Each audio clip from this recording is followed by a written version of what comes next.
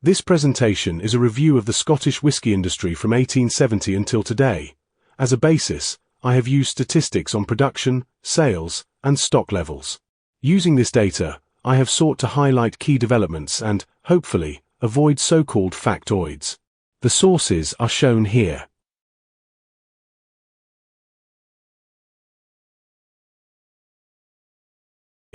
In all manufacturing, there is an effort to adapt production to sales.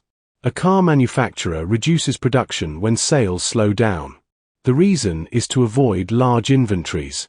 Last year's models can only be sold with heavy discounts and negatively affect the sales of new models. For producers of aged spirits, and especially whiskey, these rules do not apply. Producing whiskey for maturation has been a Scottish tradition since the 19th century. Provided that inventories do not become excessive, it is usually a very profitable business. The value of whiskey in stock increases annually and far exceeds the capital cost of holding it. Moreover, the whiskey industry has been very successful in pushing through price increases when sales volumes declined, thereby compensating for the downturn. From 1870 to the present day, whiskey production is shown here in millions of litres. Over the years, various factors have contributed to the growth of the whiskey industry, though it has also endured challenging periods. Major disruptions included the Patterson crash, the First World War, and Prohibition in the United States. During Prohibition, Scottish distilleries continued to export large quantities of whiskey, fully aware that their products would ultimately reach the US. Others benefited from this trade as well, for instance, Joe Hobbs in Canada, who later returned to Scotland and became a prominent figure in the whiskey industry. Subsequent challenges included the Second World War, the oil crisis, the whiskey lock, and, more recently, the COVID pandemic. This chart shows how whiskey stocks in Scotland have developed over time. In this presentation, we'll focus only on three key moments: the Patterson crash, the whiskey lock, and the situation today. Of course, the circumstances in each period were very different, but what they all share is the same story: a massive build-up of stock. Patterson's Limited suspended payments in December 1898, an event that gave its name to a crisis in the whiskey industry, although the causes were far more complex. The period was marked by speculation and generous lending by banks. Suppliers also offered favorable credit terms, allowing the industry to operate largely on borrowed money. At the same time, the temperance movement was gaining strength. Attempts were made to counter its influence with advertisements such as this one: "A man who drinks good whiskey will live almost 11 years longer than an abstainer." Later, the industry also faced the "what is whiskey" debate and increased taxation on whiskey. From 1870 to 1899, the number of distilleries rose from 126 to 161. In addition, the capacity of existing distilleries expanded, leading to a significant increase in production without a corresponding rise in sales.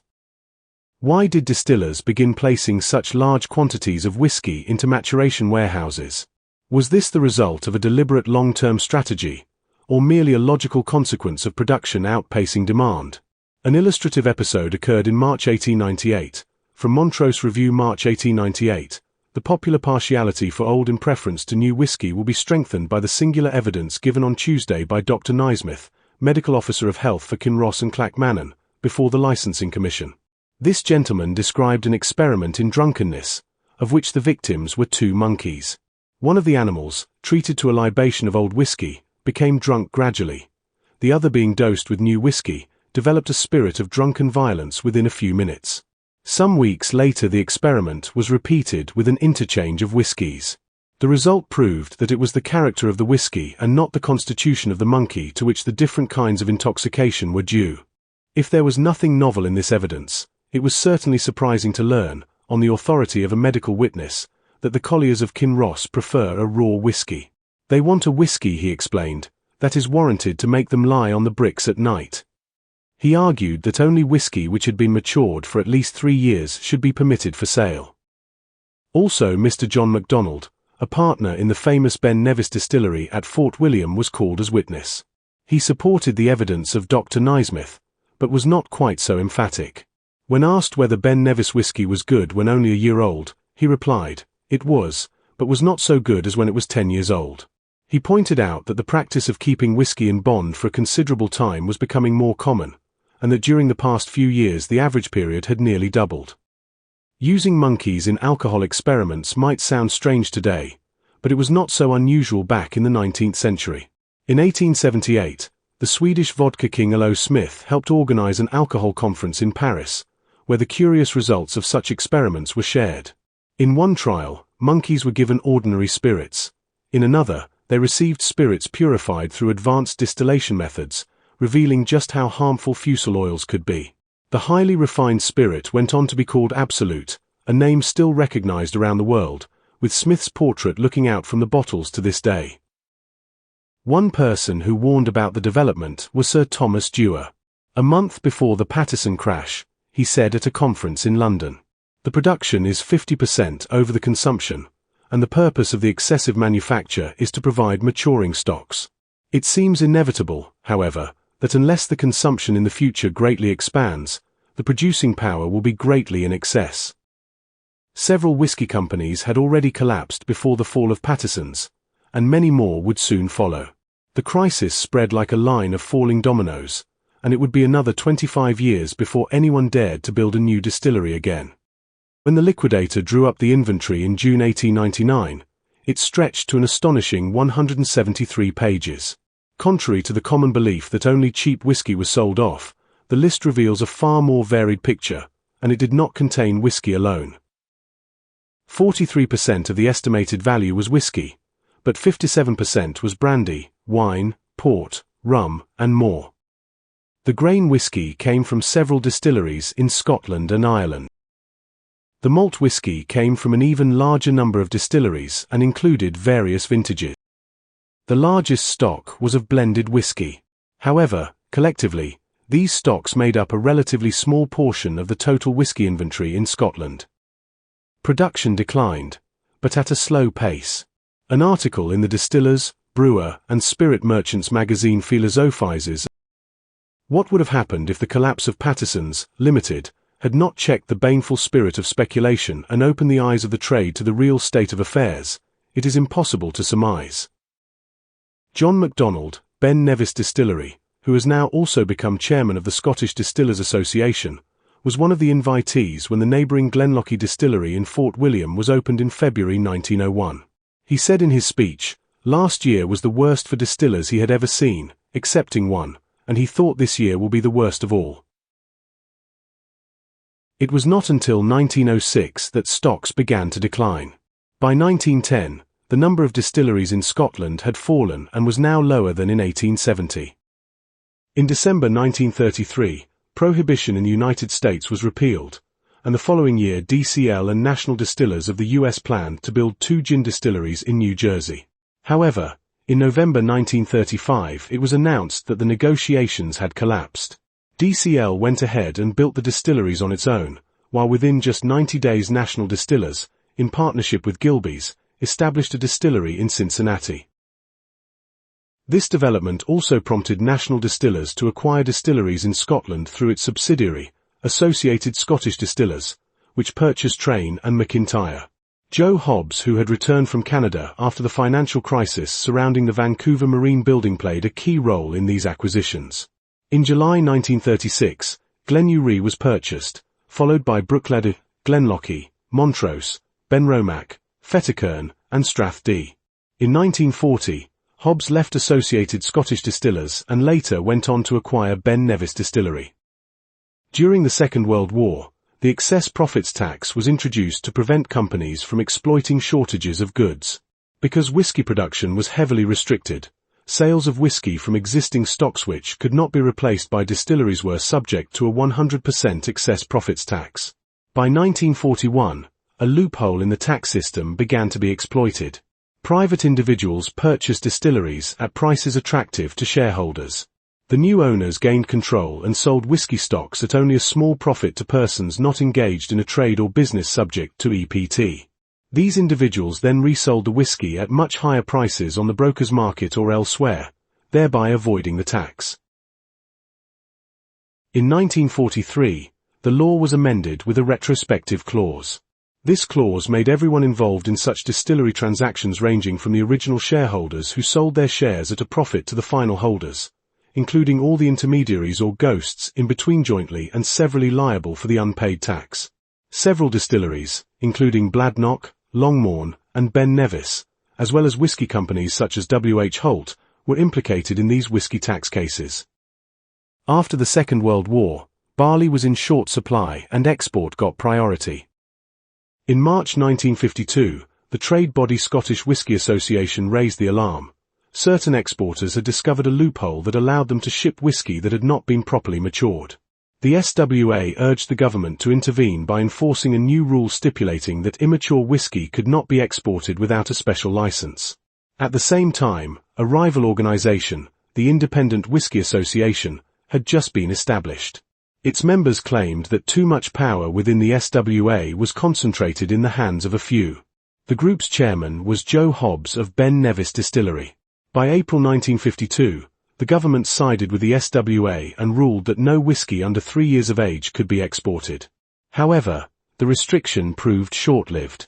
In December 1953, the law was overturned except in a handful of countries where the ban continued to apply. During the 1960s, production doubled, while whisky exports more than doubled in volume. Toward the end of the decade, many distilleries discontinued floor malting. But the gap led to a significant build-up of whisky stocks, which nearly tripled over the course of the decade. The SWA continued its efforts throughout the 1960s to prevent the export of young whisky, but these attempts were unsuccessful. During this period, Sweden was the largest importer of young Scotch whisky. In 1967, the first malt whisky was introduced to the Swedish market. Glen Grant was launched by the State Monopoly Company. It was matured and bottled in Sweden and remained available for nearly 20 years. Most of the young Scotch whisky, however, went into standard selection, which accounted for about half of all whisky sales in Sweden. It was an inexpensive blend, yet it had a notably high malt content compared with today's blended whiskies. During the 1970s, exports increased and domestic sales doubled. Production grew more modestly, but it still exceeded total sales, leading to higher stock levels. By the end of the decade, the gap had become significant. It should be noted that the figures in the graphs represent industry-wide averages. Some distilleries and groups were in a stronger position than others. The graph shows the share price of Distillers Company Limited, with more than half of its turnover coming from whisky. The turnover and profit figures from the annual reports indicate performance that, while not poor compared to other companies and competitors, is not particularly impressive either. The share price of Arthur Bell, however, increased 11-fold between 1974 and 1982. What happened to DCL during this period? In 1977, the EEC ordered distillers to stop charging British wholesalers higher prices for Scotch intended for export than for Scotch sold domestically. Chairman J.R. Cater viewed this as unwarranted interference in the company's internal affairs. On the very day he was notified of the EEC's decision, Cater withdrew all Johnnie Walker Red Label from the British market. In 1971, DCL held about 50% of the domestic whisky market. By 1984, its market share had fallen to 20%, while competitors such as Bell's, Teacher's, and the famous Grouse increased theirs. In January 1979, DCL announced price increases for the US and EEC markets. The following year, in February 1980, domestic prices were raised by 22%, a move described at the time as brave. In December 1981, news broke that DCL was expected to bid for the Bank of Scotland. During the autumn, DCL had acquired almost 5% of the bank's shares, with the intention of eventually securing about 1/3 of the bank by using cash and selling shares in BP. The Bank of Scotland's general manager, Mr. Patullo, commented, "We are unhappy with this speculation, which may continue until the Monopolies Commission issues its report on the Royal Bank of Scotland. We find the whole situation quite absurd. We are aware of 4 names being mentioned, and one of them is DCL. The Hong Kong and Shanghai Banking Corporation and Standard Chartered Bank are 2 of the other supposed bidders." At the beginning of 1982, the decision was announced. None of the bidders would be allowed to buy the bank. The episode underlined that DCL's challenge was not a shortage of money. At the end of 1982, Mr. Bob Temple was appointed as the new CFO, a long-time veteran of DCL. He remarked in December of that year, "Demand is what the game is all about, and distillers find themselves with plenty of money, plenty of whiskey and a shortage of customers." Less than 2 months later, DCL decided to close 11 malt distilleries, 1 grain distillery and several other factories.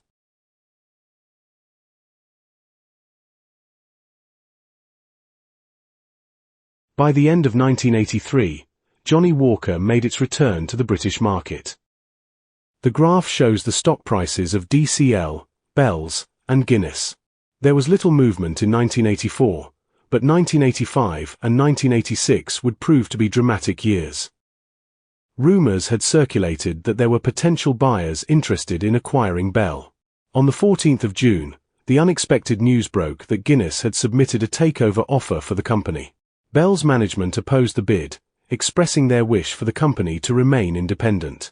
They placed advertisements appealing to shareholders not to accept the offer. 80% of the shareholders were institutional investors who viewed the offer favorably, and the majority accepted the bid on the 24th of August. A week later, news emerged that Argyle, a major grocery chain, intended to make a bid for DCL.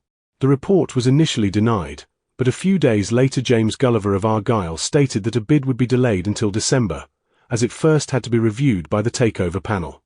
DCL opposed the bid and sought to improve its tarnished reputation as a poorly managed company with an aging leadership. On the 2nd of December, Argyle finally presented its offer, consisting of a combination of Argyle shares and cash. The following day, DCL's management rejected the bid, and the day after, Argyle published an advertisement quoting the Daily Telegraph, which described DCL as one of the most poorly managed large companies in the United Kingdom. On the 9th of December, DCL responded with an advertisement titled "Argyle, you have a drink problem," highlighting Argyle's shortcomings, owning only 2 small distilleries in Scotland and having limited experience in international business. That same day, DCL terminated its contract with its bank, the Royal Bank of Scotland, which it had tried to acquire 4 years earlier. The reason was that the bank was partly involved in financing Argyle's bid. On the 20th of January, 1986, Guinness made its offer, which, like the Argyle bid, was a combination of its own shares and cash. The value of Guinness's share price became a crucial factor in determining the total size of the offer. In advertisements, the DCL and Guinness claimed that the merger would create significant synergies. A fortune was spent on full-page advertisements in national newspapers. Unlike Bell's, which had focused its advertising on demonstrating its own strengths, the campaigns from Argyle, DCL, and now Guinness targeted each other's weaknesses, often resorting to negative publicity. This led to several lawsuits over misleading claims in the advertisements. At this stage, Guinness, led by Ernest Saunders, took the offensive against Argyle. In a letter published on the 26th of January in several newspapers, James Gulliver of Argyle stated that Guinness's bid should be investigated by the Monopolies and Mergers Commission, as a merger between Guinness and DCL would result in a combined market share of 35%, exceeding the permitted maximum of 25%. Such an investigation could delay the process by up to 6 months. Argyle also ran a sharp advertisement mocking the idea that DCL and Guinness were a good match, illustrating the poor sales performance of both companies in the domestic market. The letter further mentioned that DCL had agreed to cover Guinness's expenses should the merger fail, a point that Argyle formally challenged. Argyle also took the matter to the European Court, but lost every case. On the 6th of February, Argyle returned with an improved offer. The Guinness advertisement was meant to show how small Argyle's role was in the whiskey world. The company had sold Loch Lomond, and the other 2 distilleries, Glen Scotia and Little Mill, had been mothballed. On the 20th of February, Guinness submitted a counteroffer estimated to be worth nearly £2.5 million. Argyle responded by making an even higher counteroffer.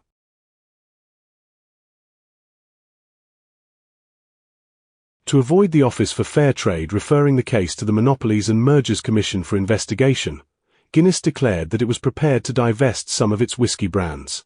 Argyle responded with an advertisement carrying the headline, "Guinness' first stroke of marketing genius for distillers." Both Argyll and Guinness ran ads claiming that their respective offer was the highest, a difference that depended on daily fluctuations in their share prices. The final day to accept the offers was April 18, by which time Guinness had secured over 50% of the shares, both through its own holdings in DCL and from shareholders who had accepted their offer. The corresponding figure for Argyll was about half that. Ernest Saunders initially appeared to be a visionary, introducing new ideas and showing a strong ambition to transform the organization. However, by July, problems had already begun to surface. Sir Thomas Risk, who had been promised the position of chairman during the bidding process, was informed that he would not be appointed. Saunders took on the role himself instead, prompting strong reactions from several influential shareholders. This chart shows the share price development of Argyll and Guinness from the final bid until the closing date. Adjusting the scale makes it clearer that something happened to the Guinness share price. At the time, no one officially questioned whether the price had been manipulated. 6 months later, in October, Ivan Boesky, Wall Street's leading arbitrageur, was indicted in the United States for running an insider trading ring. In November 1986, in an attempt to avoid imprisonment, he revealed details about share dealings connected to Guinness's acquisition of DCL. On the 28th of November, 1986, the British Department of Trade and Industry appointed inspectors to inquire into the Guinness acquisition. Guinness paid $38 million to 11 companies in at least 6 countries to buy $300 million of Guinness stock. Saunders was charged along with 3 others, the Guinness Four, and convicted on the 27th of August, 1990. Saunders received a sentence of 5 years imprisonment, reduced on appeal to 2 years and 6 months, but was released after 10 months due to health issues. In 1987, DCL and Bell's formed United Distillers. In 1997, Guinness merged with Grand Metropolitan to create Diageo, and in 1998 United Distillers was merged with International Distillers and Vintners to create United Distillers and Vintners, forming the spirits division of Diageo plc. However, several positive developments also took place during the 1980s. Although export volumes declined slightly, the total value of exports rose significantly. As a result, the average price of exported whiskey increased by an impressive 140%. During the 1980s, total sales volumes declined as both exports and domestic sales dropped. Already in the latter half of the 1970s, production had started to slow down. Many distilleries were no longer operating at full capacity, and some had stopped altogether. But it was in the early years of the 1980s that the downturn became truly severe. Not only DCL's distilleries, but many others as well, were closed or mothballed. By the end of the decade, however, the tide had turned, and production began to rise sharply once again. The decline in production caused whiskey stocks to shrink, breaking the long-standing trend of ever-growing reserves. However, it wouldn't be long before the warehouses began to fill up once more. During the 1990s, the trend was not as strong, but export volume increased by 16% and export value by 26%. During the 2000s, export value once again saw a sharp increase, although export volume did not grow at the same pace. The average price rose by nearly 50%. A closer look shows that while volume increased by 9%, the average price of blended whiskey went up by 40%. For malt whiskey, both volume and price rose significantly. This trend reflects what is known as premiumization, a relatively modern concept defined by the Cambridge Dictionary as the activity of trying to make a product or service appear more expensive and special. However, this premiumization also brought about certain challenges. Between 2006 and 2015, the SWA reported the age distribution of malt whiskey held in stock. The chart shows that total inventory increased, but stocks of malt whiskey over 10 years old declined. This also contributed to the growing prevalence of NAS, no age statement, malt whiskey. Once again, these are average values. Some distilleries and distillery groups faced greater challenges than others. During the 2010s, exports increased slightly in both value and volume despite Brexit and COVID. This chart shows exports from 2021 to 2024. The year 2022 was exceptionally strong, with export value rising by 37% and volume by 21%, but 2023 and 2024 have been weaker.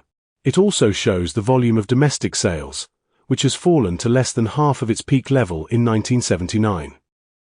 These images are taken from the SWA Annual Report 1993 and illustrate how malt whisky exports increased between 1975 and 1993.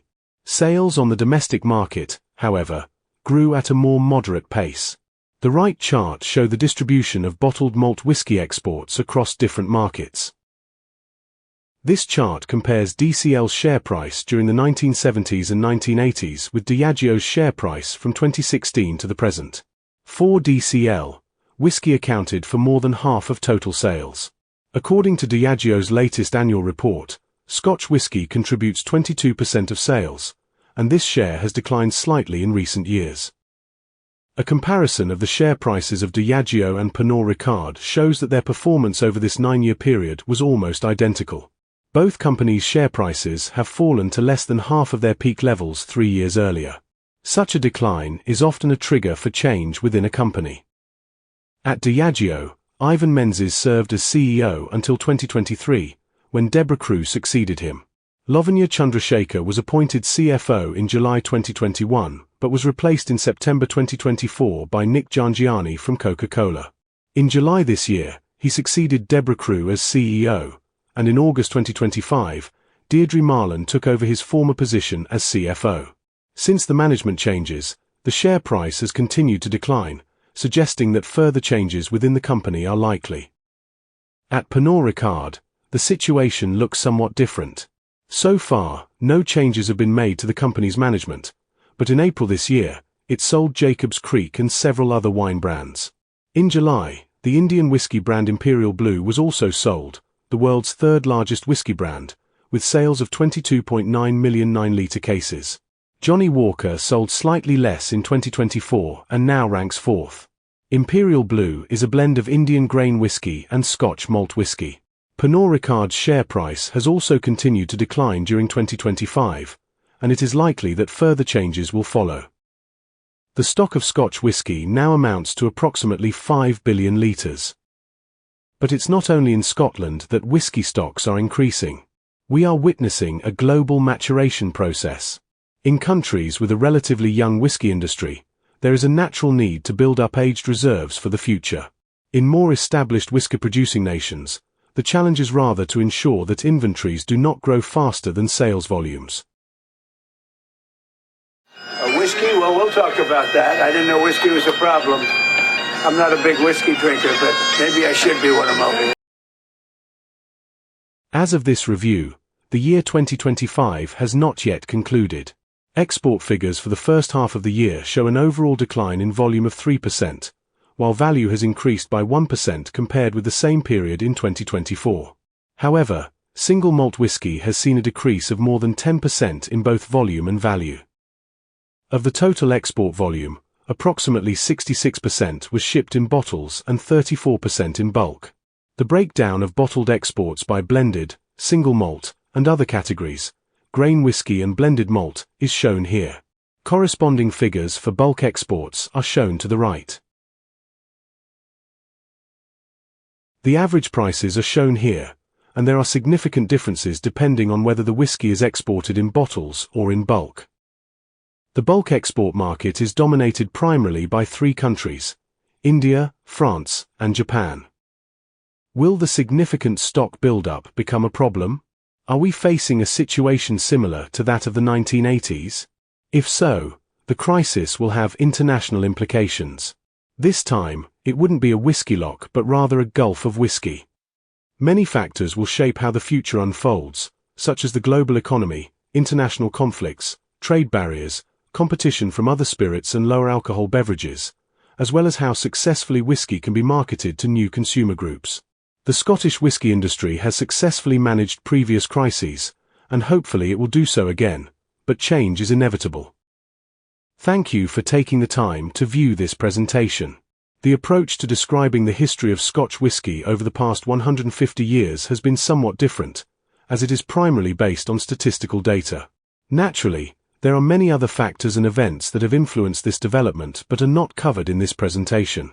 Please feel free to share your comments or send an email if you have any feedback.